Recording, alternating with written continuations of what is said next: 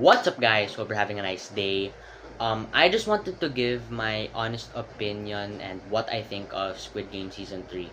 So, overall, the show itself is heartbreaking. What's up, guys? Hope you're having a nice day. I just wanted to give my honest opinion and what I think of Squid Game Season 3.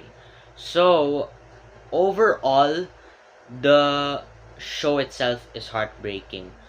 But if it couldn't get any more heartbreaking than season 3 is the answer for you, because I think it's the most emotional of them all, because all the deaths, the emotion, it was, sad. And don't even get me started on, you know, the deaths. Honestly, this is just gonna be about the deaths mostly, because I don't really want to spoil the show for you guys. So, really, really, really sad.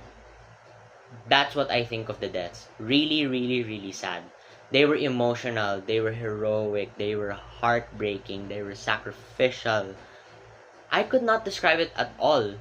Like, it just shows that people still care for humanity, and the ending the ending it was crazy. Okay, it was crazy, don't get me wrong, it was crazy, and it was also nice, by the way.